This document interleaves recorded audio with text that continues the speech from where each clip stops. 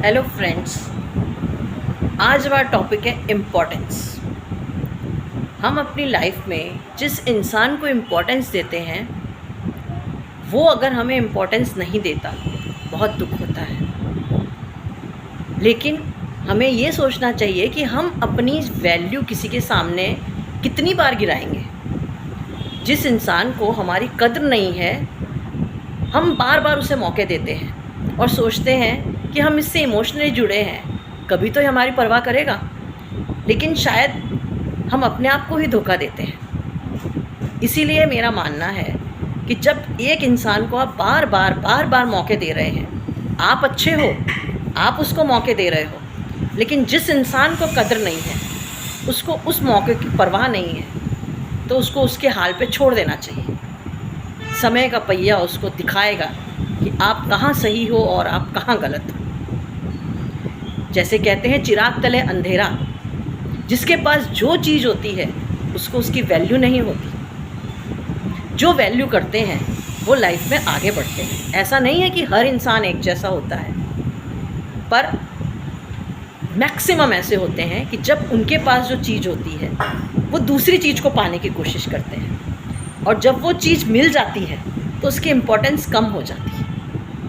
उसको वैल्यू देना सीखो। जब वो चीज़ चली जाए आप रो पीटो, कुछ नहीं मिलता। कभी कभी ऐसा इंसान के साथ भी होता है, आपको एक इंसान मिला, आप प्रार्थना करते हो ओ गॉड ये हमें मिल जाए, और वो आपको मिल जाता है।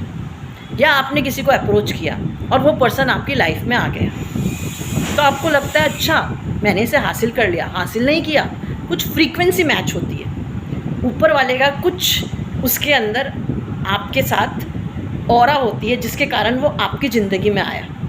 आपने उसकी कामना की थी तो उसको धन्यवाद देना चाहिए ऊपर को। बी थैंकफुल टू गॉड कि आपने मेरे को इस इंसान से मिलाया।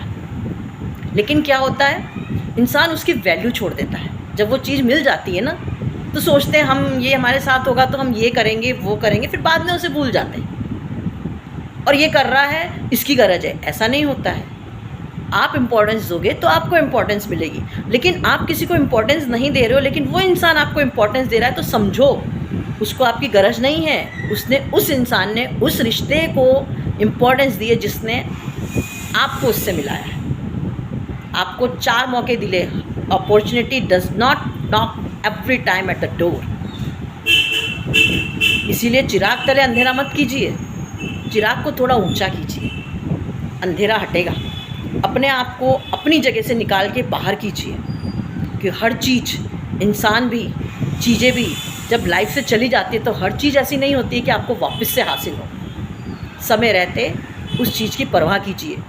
बाद में रोने से कुछ नहीं होता, सांप के चले जाने के बाद लकीर पीटने से ऐसे कुछ नहीं होता। उसी तरह जो चीज़ चली गई उसको बाद में वो तो अच्छा था, वो अच्छी थी, ये चीज़ अच्छी थी, उस पर मत कीजिए।